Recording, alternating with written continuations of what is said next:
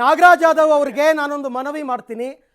ಕೆಲವು ಪದಗಳನ್ನ ಬಳಕೆ ಮಾಡೋದು ಬೇಡ. ಅಪ್ಪ ಅನ್ನೋದು ಅಥವಾ ಬೊಗಳು ಅನ್ನೋದು ಸಂಸ್ಕೃತ ಅಲ್ಲ, ಆಯ್ತಾ? ಇಂಥ ಪದಗಳನ್ನ ಬಳಕೆ ಮಾಡ್ದೇನೆ ಶುರು ಮಾಡ್ಬೇಕು. ಎಷ್ಟು ವಿನಯ್ ಬಿದ್ರೆ ಒಬ್ಬೊಬ್ಬರೇ ಮಾತಾಡಿ, ದಯವಿಟ್ಟು ಯಾರು ಕೌಂಟರ್ ಮಾಡಬೇಡಿ, ಯಾರು ಕೌಂಟರ್ ಮಾಡಬೇಡಿ. ವಿನಯ್ ಬಿದ್ರೆ ಒಂದ್ ನಿಮಿಷ ಕೇಳಿ.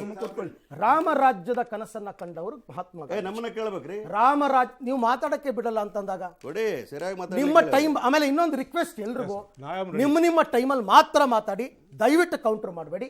ರಾಮರಾಜ್ಯದ ಕನಸನ್ನ ಕಂಡವರು ಮಹಾತ್ಮ ಗಾಂಧಿ. ಅವರು ನಮ್ಮ ಪಕ್ಷದ ಅಧಿನಾಯಕ. ಅವಾಗಿಂದನೇ ನಮಗೆ ರಾಮರಾಜ್ಯದ ಕನಸಿತ್ತು. ಅವಾಗಿಂದನೇ ಭಕ್ತರಲ್ಲಿ ನಾವು ರಾಮನನ್ನ ಬಿತ್ತಿದ್ವಿ.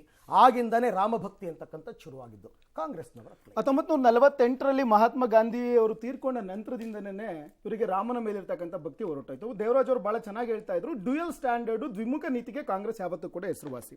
ನೋಡಿ, 49ರಲ್ಲಿ ಅಲ್ಲಿ ಅಯೋಧ್ಯೆಯ ಡಾಚಾ ಒಳಗಡೆಗೆ, ವಿವಾದಿತವಾಗಿರ್ತಕ್ಕಂಥ ಸ್ಟ್ರಕ್ಚರಿನ ಒಳಗಡೆಗೆ ರಾಮಲಲ್ಲಾನ ವಿಗ್ರಹ ಬಂದ ತಕ್ಷಣದಲ್ಲಿ ಅದಕ್ಕೆ ಬಾಗ್ಲಾಕ್ಸಿದ್ಯಾರು? ಇದೇ ನೆಹರು. ಕಾಂಗ್ರೆಸ್ಸಿಗರಿಗೆ ಏನ್ ನೈತಿಕತೆ ಇದೆ?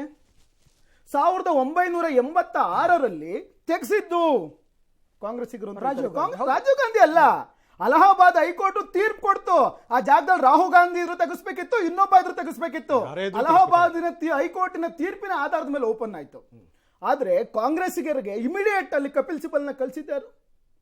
ಕಪಿಲ್ ಸಿಬಲ್ ಏನಕ್ಕೆ ಹೆಸರುವಾಸಿ? ಕಪಿಲ್ ಸಿಬಲ್ ಟ್ವೀಟ್ ಇದೆ, ರಾಮ ಮಂದಿರ ನಿರ್ಮಾಣದ ದಿನ ನಾನು ಸೂಸೈಡ್ ಮಾಡ್ಕೊಂತೀನಿ, ದೇಹತ್ಯಾಗ ಮಾಡ್ತೀನಿ ಅಂತ. ದೇಶ ಬಿಟ್ಟೋಗ್ತೀನಿ ಅಲ್ಲ, ದೇಹತ್ಯಾಗ ಮಾಡ್ತೀನಿ ಅಂತ ಅಂದ್ಬಿಟ್ಟು 22 ಫಿಕ್ಸ್ ಮಾಡ್ಕೊಂಡಿದ್ದಾರೆ ಡೇಟ್.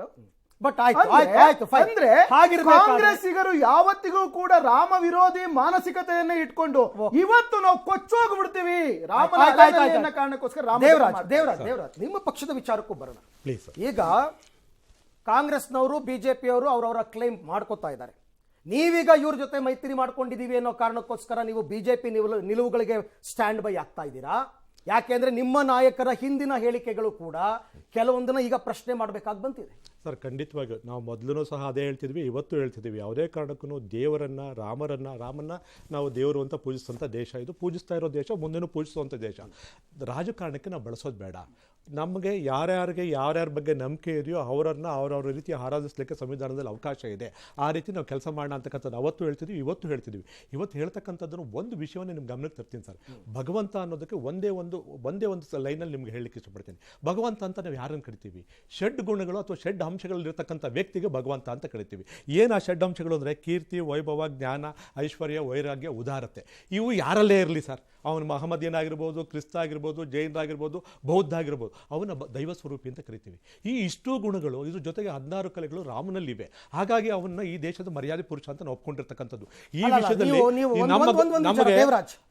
ರಾಮ ಮಂದಿರಕ್ಕೋಸ್ಕರ ದೇಣಿಗೆ ಎತ್ತೋದಕ್ಕೆ ಬಂದಂತಹ ಸಂದರ್ಭದಲ್ಲಿ ಜೆಡಿಎಸ್ ನ ನಿಲುವೇನಾಗಿತ್ತು ಗೊತ್ತಾ? ಸಿದ್ದರಾಮಯ್ಯನವರು ಕೊಡಲ್ಲ ಅಂತಾನೆ ಹೇಳ್ಬಿಟ್ಟಿದ್ರು. ಹೌದು, ನೀವು ಅಲ್ಲೇ ಕಟ್ತೀರಾ, ನಮ್ಮೂರ್ಲಿ ಕಟ್ಟಿ ನಾನು ಕೊಡ್ತೀನಿ ಎಂದಿದ್ರು. ಅದು ಬೇರೆ ವಿಚಾರ. ನಿಮ್ಮಲ್ಲೇನು ಹೇಳಿದ್ರಿ ನೋಡಿ, ದೇಣಿಗೆಯನ್ನ ಕೇಳ್ಕೊಂಡು ಹಿಂದೂ ಪರ ಸಂಘಟನೆಗಳು ಬನ್ನಿ, ರಸೀತಿ ಪುಸ್ತಕವನ್ನ ನೀವು ಹಿಡ್ಕೊಂಡು ಬನ್ನಿ, ಬಿಜೆಪಿಯವರು ಬರಬೇಡಿ ಅಂತ ಹೇಳಿದ್ರಿ. ಇವತ್ತು ಸಹ ಅದೇ ಸ್ಟ್ಯಾಂಡ್ ಸರ್. ಯಾವುದೇ ಒಂದು ರಾಜಕೀಯ ಪಕ್ಷ ದಯವಿಟ್ಟು ರಾಮ ಮಂದಿರದ ರಸೀದಿ ಪುಸ್ತಕವನ್ನ ಹಿಡಿದು ತರೋದು ಬೇಡ. ಅದಕ್ಕೋಸ್ಕರ ಒಂದು ಟ್ರಸ್ಟ್ ಇದೆ, ಆ ಟ್ರಸ್ಟ್ನವ್ರು ಬರಲಿ, ಖಂಡಿತವಾಗೂ ರಾಮ ಮಂದಿರ ನಿರ್ಮಾಣಕ್ಕೆ ನಾವು ಕೈ ಜೋಡಿಸ್ತೀವಿ ಅಂತಕ್ಕಂಥ ಮಾತನ್ನ. ಮೋದಿಯವರು ರಾಮ ಮಂದಿರವನ್ನ ಉದ್ಘಾಟನೆ ಮಾಡ್ತಿರೋದನ್ನ ಹೆಂಗ್ ಒಪ್ಕೋತೀರಾ ನೀವು? ಮೋದಿಯವರು ಸರ್, ಖಂಡಿತವಾಗಿಯೂ ಮೋದಿಯವರನ್ನ ಇವತ್ತು ಅದನ್ನ ಉದ್ಘಾಟನೆ ಮಾಡಬೇಕು ಅಂತ ತೀರ್ಮಾನ ಮಾಡಿರ್ತಕ್ಕಂಥದ್ದು ಟ್ರಸ್ಟ್ನವರು, ನಾವಲ್ಲ.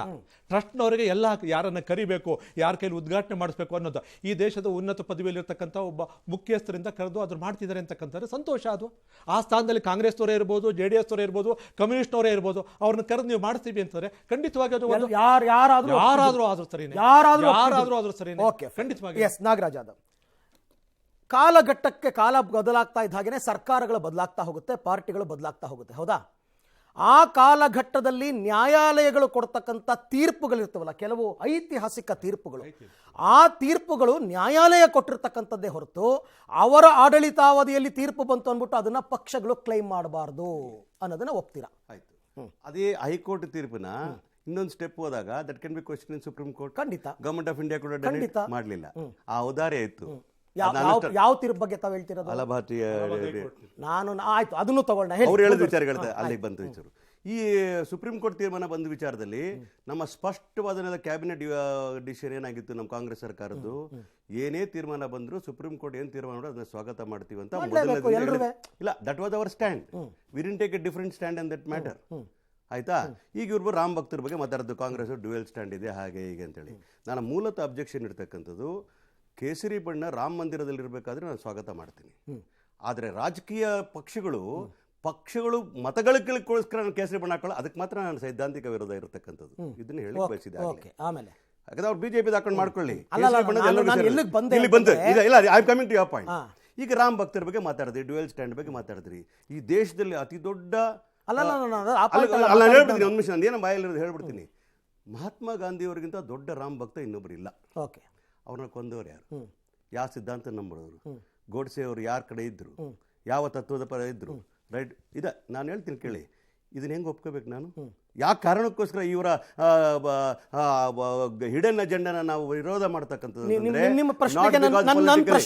ಇಲ್ಲ, ಅಲ್ಲಿಗೆ ಮುಂದೆ ನಿಮ್ಮ ಪ್ರಶ್ನೆ ಬರ್ತೀನಿ. ಈಗ ಇದಕ್ಕೆ ಹೇಳ್ತಾ ಇರ್ತಕ್ಕಂಥದ್ದು, ಇವರು ಚುನಾವಣೆಗಳಿಗೋಸ್ಕರ ಬಹುಸಂಖ್ಯಾತನ ಓಲೈಸ್ಕೊಳ್ಳೋಗೋಸ್ಕರ ಈ ಕೇಸರಿ ಬಣ್ಣವನ್ನು ಹಿಂದುವನ್ನು, ನಾನೊಬ್ಬ ಕಾಂಗ್ರೆಸ್ಸಿಗ, ಇದು ಇವತ್ತು ಕಟ್ಟಿದ್ದಲ್ಲ, 1 ವರ್ಷ ಆಯ್ತು ಕಟ್ಟಿ. ಅದು ನನ್ನ ಧರ್ಮ ಅಂತ ಕಟ್ಕೊಂಡಿರ್ತೀನಿ.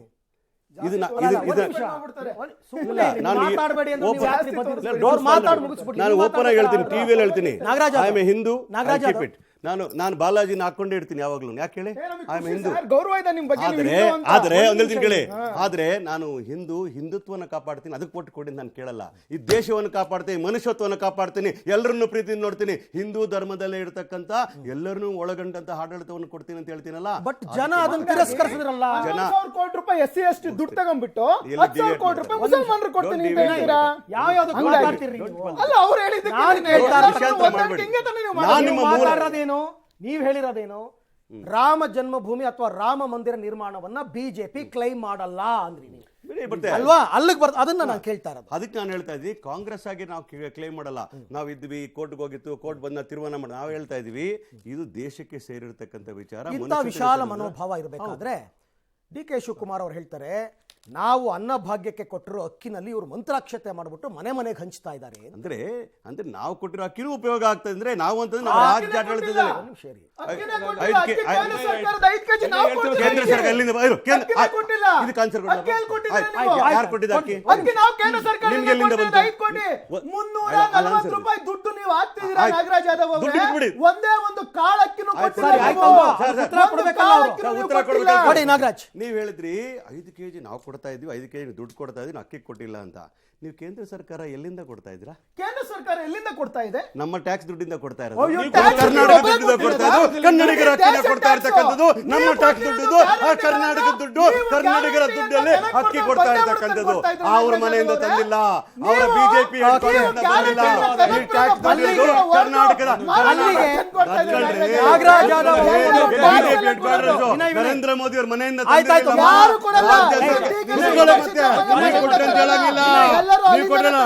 ಅಲ್ಲಿಗೆ ನಾಗರಾಜ್ ಯಾದವ್ ಅವರು ಒಂದು ಒಪ್ಕೊಂಡ್ರು.